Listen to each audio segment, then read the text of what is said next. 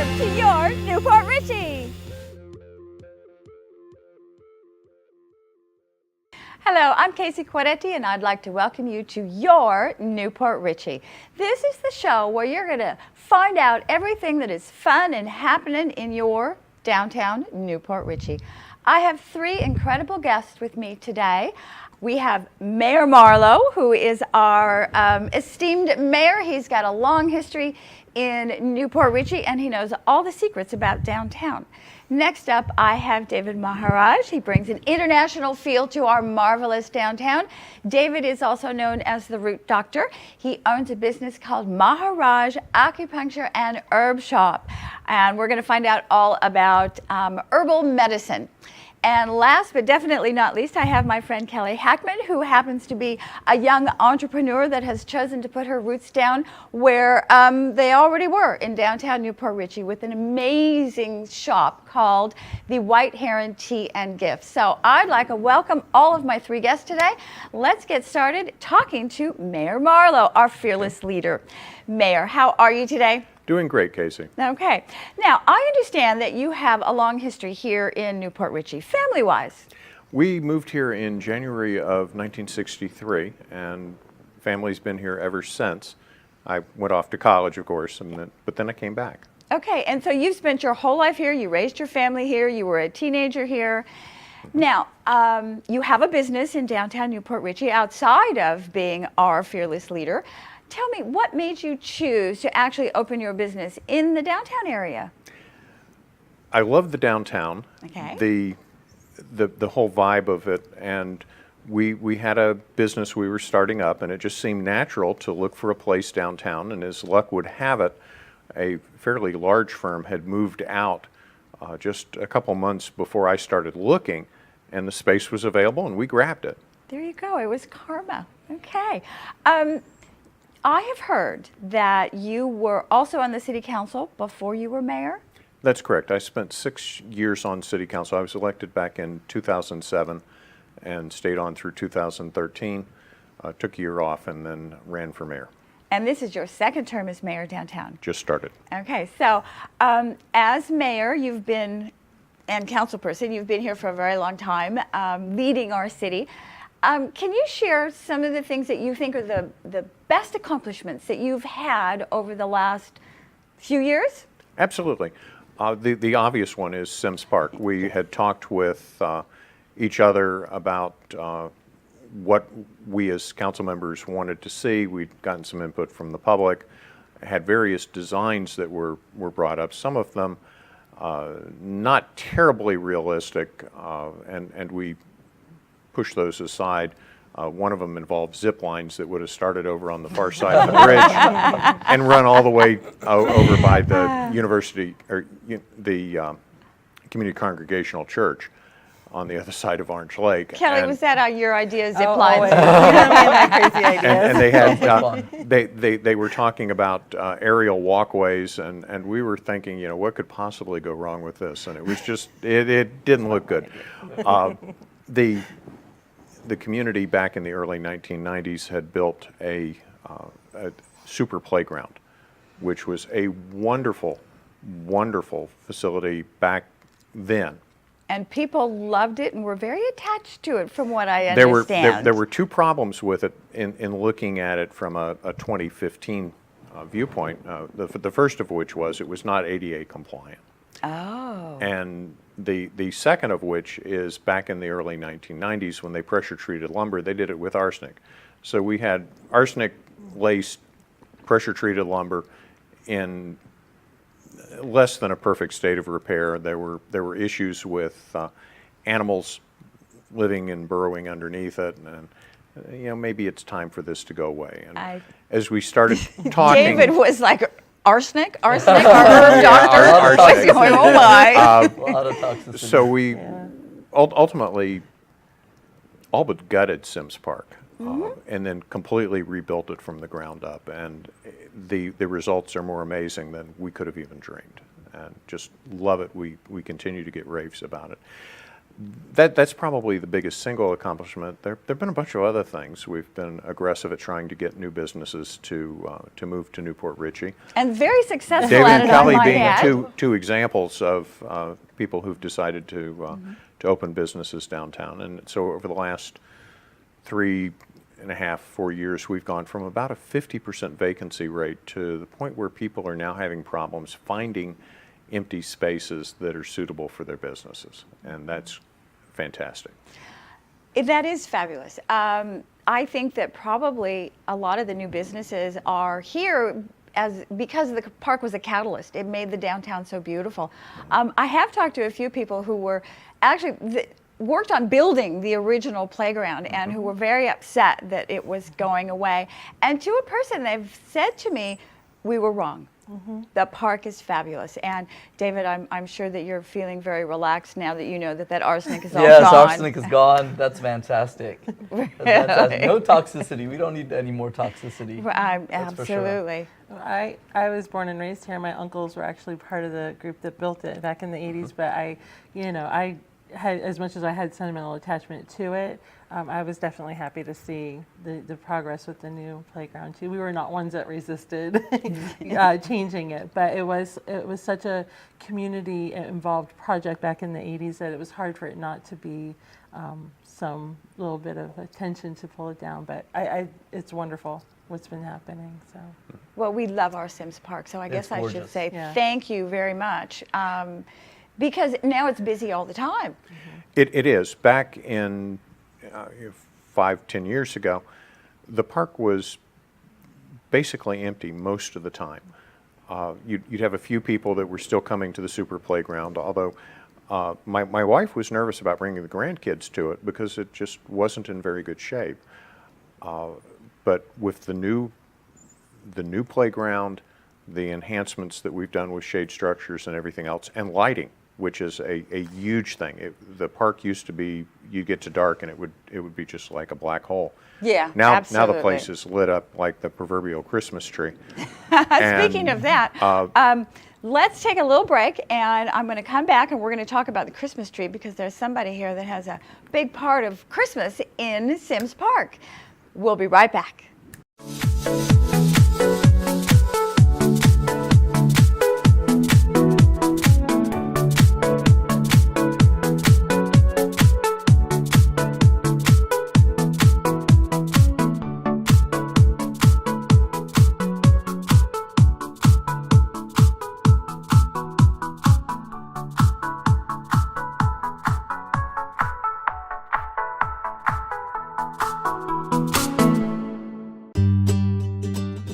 Ever need a doctor after hours?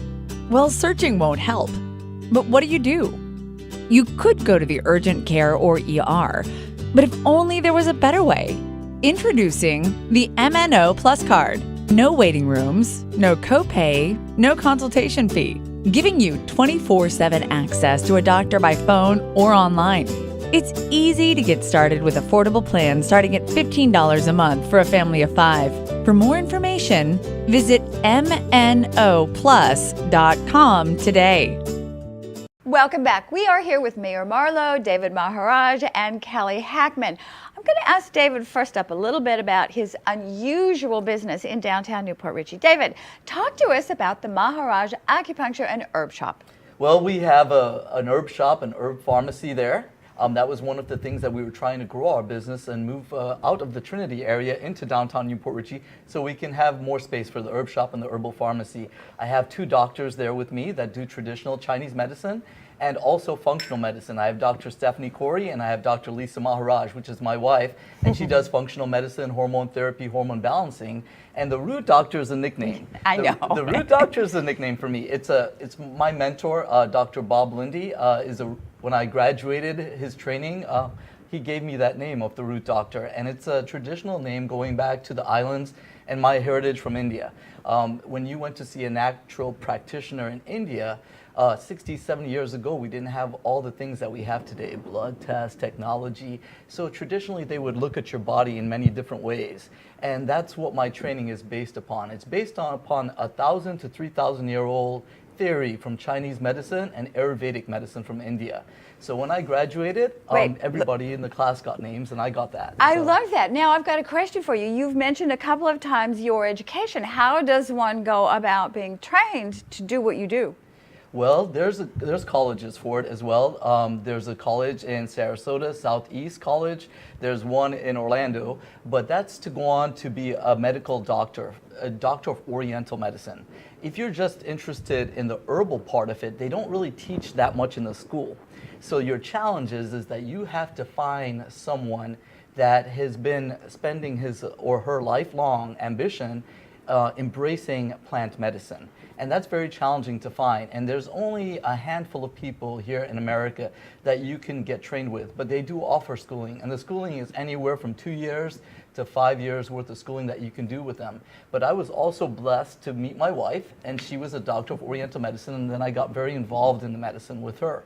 And we started studying functional medicine, which is anti-aging medicine. Yeah, I like that. And that I Okay, got very yeah. into, yes, in the beginning, you know. And then I sort of headed down my family's path, which a lot of my family were medical doctors from an Ayurvedic point in the islands, and that's what they call them as well, root doctors, traditionally. Yeah. This is all very complicated. So, if I walked into your shop and I was feeling blah or whatever, and I wanted to find out what the best thing that I could do to, feel better in daily life, and I'm going to go in there, what can I expect? I mean, I know what to expect when I go to my GP. A lot of blood tests. Yes. So, are you going to do that? Well, sometimes that is necessary, absolutely. And that is something that we looked at, and we are all trained in that from a medical perspective. Myself and the doctors are trained in that. So we can read blood tests and things like that, and we send out for that as well. But we do offer a free consultation with Dr. Lisa and Dr. Stephanie if you're interested in the traditional Chinese medicine. Right, that's what I want. Which that includes the acupuncture, stimulation, laser therapy. So we've taken it into the modern age using traditional aspects. But if they want to just concentrate on the herbs, they see me for what's called an herbal intake, which 2,000 or 3,000 years ago they called it an interrogation. Because the doctor would ask you questions over and over again to make sure that you were answering them honestly. So they called it interrogation. These days we call it an intake. And what I do is I sit with someone for anywhere from an hour to an hour and a half. And I go through all their lifestyle, everything that they're doing, everything that they're eating, where they're living, what kind of job they're doing, what kind of chemical toxicities they're around during the day. And I go through all of that, but I also am trained in pulse therapy, and also traditionally we look at your eyes from an Ayurvedic standpoint, we look at your ears, and we look at your tongue. And we also take your pulses. The pulses have a breakdown of all the different organ systems. Gallbladder, liver, heart, kidney, all of that, if you're trained for it, can be felt in the pulses. Wait a minute, I thought I had one pulse. I'm sorry to interrupt, but you're saying this is a plural. Yes. I have more than one? Does Kelly have more than one? Yes, absolutely. The way the pulse works, there's all different ways it feels to a traditional Ayurvedic or traditional Chinese medicine practitioner. And that's something that we learn in school. And when you learn that, it takes a lot of clinical experience before you can graduate with that knowledge, So it's a lot of training, a lot of taking a lot of pulses, a lot of looking, a lot of tongues, to understand how it works. I suddenly want to talk with my hand over my mouth. But it's going back many, many years. So, for example, in the Western culture, we today embrace Western medicine at our practice, very much so, because we do hormone therapy as well, and that's modern, right? But traditionally, if you went to a doctor in America, Western medicine is only 60 to 70 years old. So if you went to a doctor beyond that point, this is what the traditional Europeans and Chinese, Japanese, Indians did. They looked at the human body. They didn't have fancy blood tests like you mentioned to send out for, the echocardiograms, the MRIs. They didn't have all that. So they had to look at you, and the nice thing about when they just look at you, they don't put the name of the diseases onto you. So they're just looking at you as the individual, and that's the way we look at the body. We look at you as the individual, even if you've been given a name as Alzheimer's, or a name as cancer, or his name as Lou Gehrig's disease and dementia, and all these names, we take that into consideration. But when you come to us, we look at what's representing with you. and we do not try to put a name onto it, and we go after the root cause. And we work real hard to find out what the root cause is, not just what you're having pain or anxiety right now, but what is causing that is what you have to figure out. Wow, that's amazing. It sounds like you're a detective. I think you should be Yeah. called Dr. Detective. This does not sound like an easy way to find out how to help somebody, but how fantastic. Now, I think that we're going to take a little break, and Kelly, we got to talk about tea when we come back. I know, David, I know you have tea also for if you're not feeling well to make you feel better. Medicinal But tea. Kelly's tea makes you feel good every single day. So we'll be That's right very back. true. We'll be Super talking yummy. about tea. 81% of consumers search online before even setting foot in a store. We help you create a strong foundation for your digital reputation. We help build your online presence to improve search engine rank and make sure your business information is correct across the web. You could do all of this on your own, but why would you spend more than 300 hours a year working on this? You have a business to run. Save time and put our software to work for you.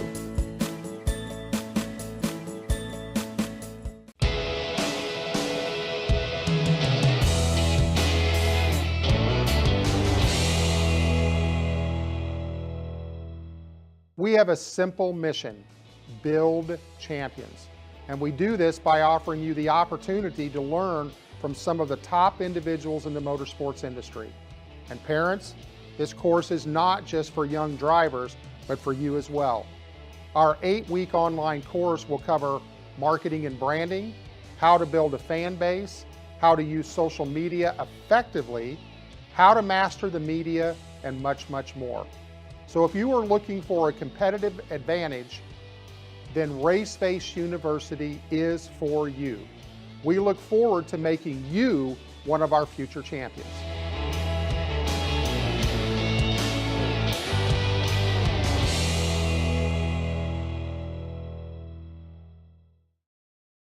Welcome back, and I am enjoying a fantastic cup of tea. So let's segue right over to Kelly.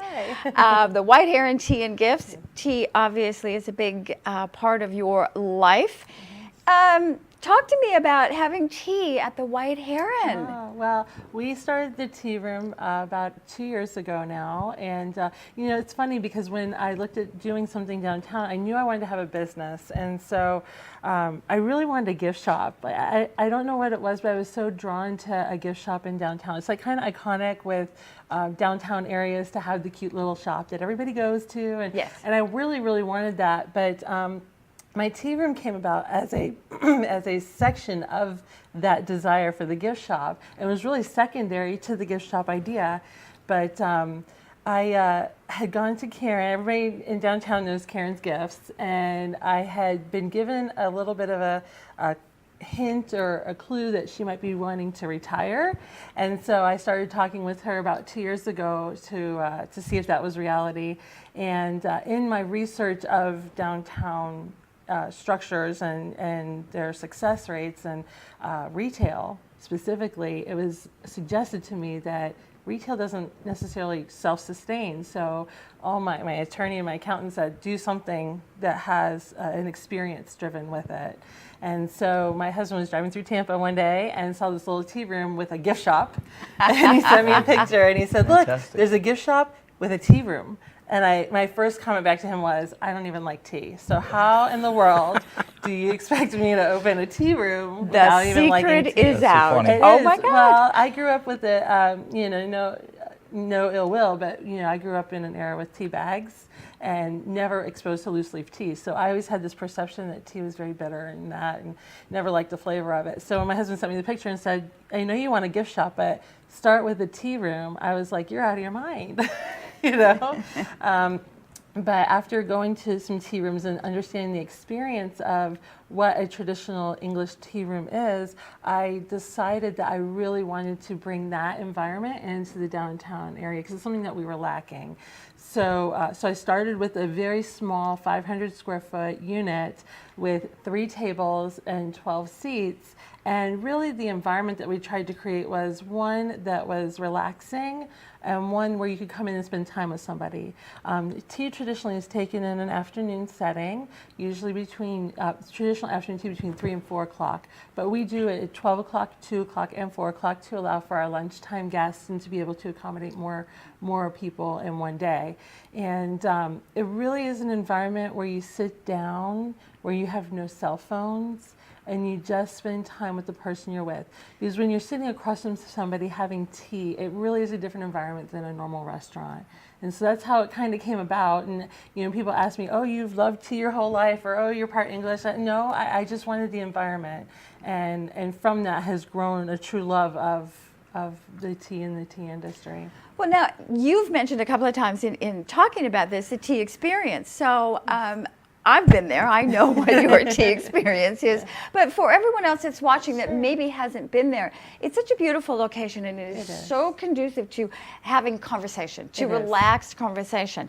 The colors, the table linens, everything. But tell everybody, walk us through a tea experience so that people know what we're having. Sure. So when you come, we are a traditional tea room. We're not a restaurant and tea room. So we do offer the traditional tea fare, the tea sandwiches, the scones, and desserts. So we are limited on what we do.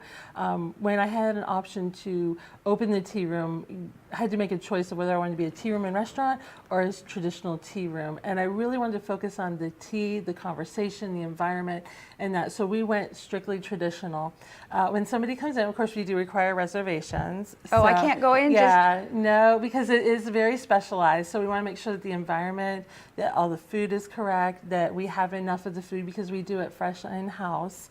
And we take a lot of pride in that. A lot of restaurants will bring in a lot of their food, everything from our chicken salad, from being chicken breast to cutting, shredding, boiling, seasoning, everything is done in-house. So we want to make sure that we have enough for our guests for the day. So we do require a reservation. Right now they're running 36 to 48 hours in advance, so 2 to 3 days if possible to get a reservation in the tea room, which is exciting. But when you come in, you're greeted by our staff in the gift shop. We do have 2 full rooms of gift shop for our guests to peruse, and we have all of our tea out so you can smell the tea, look at the tea and that, and kind of start to decide what you want to drink when you get into the tea room. And you go in, we have a tea hostess that brings you in and sits you down, and the first thing that you have to do when you come in is decide what kind of tea you want to drink.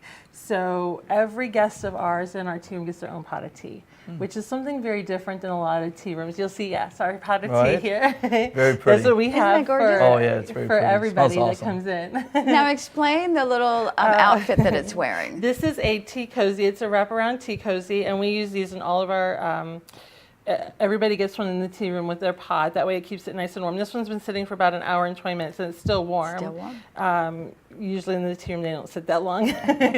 But they're a tea cozy. They're made from a company in New Hampshire, a young lady and her mom. Aww. And we love them because they wrap around. A lot of the cozies sit over the top, and then you have to remove them, and you're still touching the hot pot. This here protects all of our guests from touching anything hot. And like I said, everybody in the tea room, when you come in, the first thing you do is decide what kind of tea you want to have. And then we go in the back and we make each individual pot per each guest.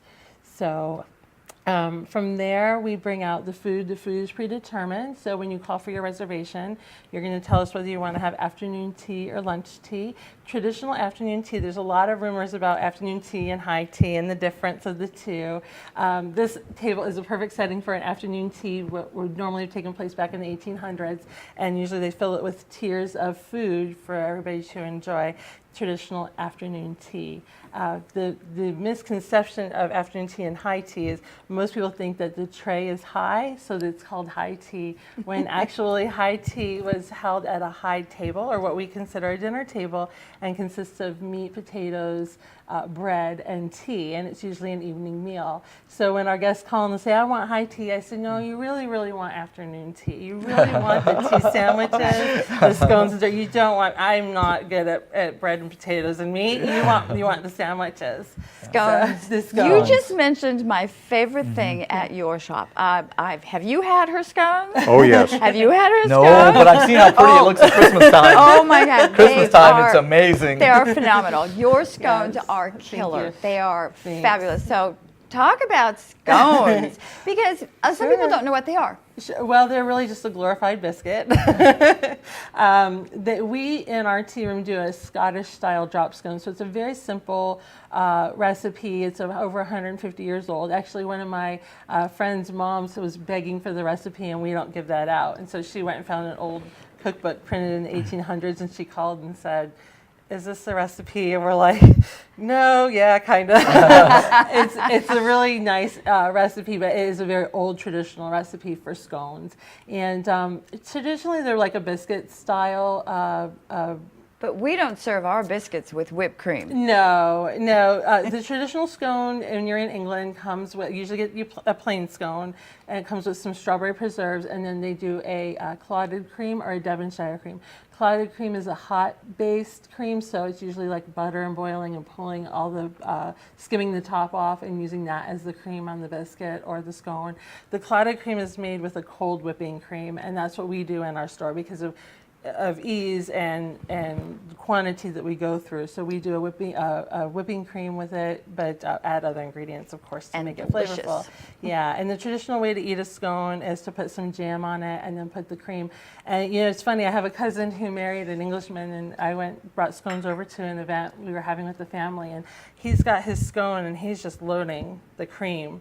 I said, "What in the world are you doing?" And he goes, "Oh, I'm English. I don't care about the scone. I just want the cream. We don't care that they're dry. We don't care that they're whatever." And I'm like, it hit me like, you know, everybody says, "Oh, your scones are so moist that, you know, all the scones I've ever had are so dry." And I said to him, I said, "Is that why, you know, you put all this stuff on?" He goes, "Yeah, we don't care about the scone. We just want all the stuff. It's just a vehicle to eat the cream and jam." So, okay, well, that works. You know? But it's a very traditional thing to do, especially like a cream tea when you go to England in the afternoon around 3, 4 o'clock, having cream tea, which is just scones with your jam and cream and your tea pot. You know, it's very Quick traditional. question, Kelly. Sure. You've got my my juices flowing for tea, but I don't have time to go in, and I'm kind of a last-minute person. So can I pop into the store and grab a scone and maybe grab a tea to go? Is that something that you do? We do to go tea and scones every day from the time we open till the time we close. And yeah, you can stop in anytime and get those. We make them fresh per order. So when you come in, you let us know what teas you want. We get it started. You can look around for a few minutes and then you grab your tea and head out. And, yep. Fantastic. Okay, well, I will be over there most days because I'm right around the corner. All right, well, we're going to take a quick break. We'll be right back.